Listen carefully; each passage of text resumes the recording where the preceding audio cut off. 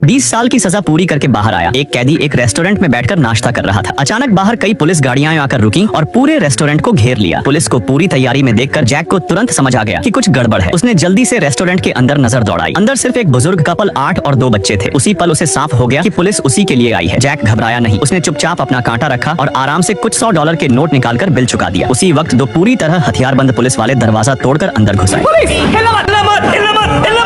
चलो अपनी जगह से उठ के बाहर आओ, बिल्कुल आराम से।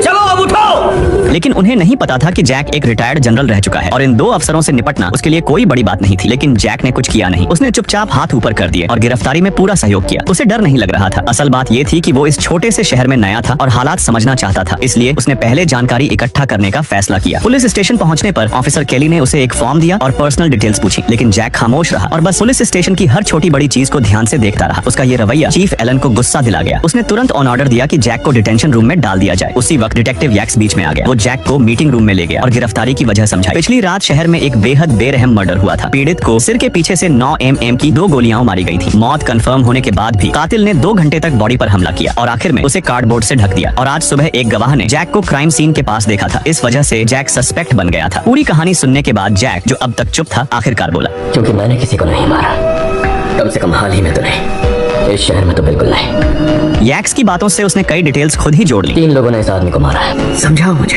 हत्यारे को बंदूकों की अच्छी जानकारी थी। गोलियां छोटी कैलिबर 9 mm 95 ग्रेन की थी, जो सबसोनिक है। उसने साइलेंसर यूज किया। यैक्स उसकी सोच से प्रभावित तो हुआ, लेकिन ये सवाल बना रहा कि वो वहाँ कर क्या रहा था। जैक ने बताया कि वो आज सुबह ही बस स्टेशन पहुंचा था और एक अंधे ब्लूज सिंगर को श्रद्धांजलि देने इस शहर आया था। लेकिन पुलिस को उसके पास सिर्फ एक टूथब्रश, एक फ्रेंच मेडल और $200 मिले थे। इतना कम सामान लेकर 800 किलोमीटर का सफर। किसी को उसकी बात पर यकीन नहीं हुआ। कोई LIB न होने की वजह से यैक्स ने उसे लॉकअप में ही रखने का फैसला किया। तभी केस में अचानक मोड़ आ गया। मरे हुए आदमी के जूते के नीचे कुछ नंबर मिले। उस नंबर को ट्रेस करने पर वो पॉल तक पहुंचे, जो एक बैंक एग्जीक्यूटिव था। ये अच्छे कपड़ों में रहने वाला आदमी पहले अकड़ में बोला कि उसे कुछ नहीं पता, लेकिन जैसे ही उसने खिड़की के बाहर एक काली गाड़ी देखी, उसका चेहरा बदल गया। पुलिस कुछ बोल पाती उससे पहले ही वो घबरा गया और बोला, मैंने किया, मैंने उसे मारा है, वो मैं ही था। वो इतनी जल्दी कबूल कर रहा था कि केली के अधिकार पढ़ने तक को बीच में रोक दिया, जैसे जेल जाना ही उसका मकसद हो। यैक्स तुरंत समझ गया कि ये नकली कबूलनामा है, लेकिन उसने खेल खेलने का फैसला किया। उसने केली की तरफ देखा और पॉल को अरेस्ट कर लिया ताकि आगे की कड़ी खुल सके। नए सस्पेक्ट के आने के बाद यैक्स को एहसास हुआ कि जैक के साथ नाइंसाफी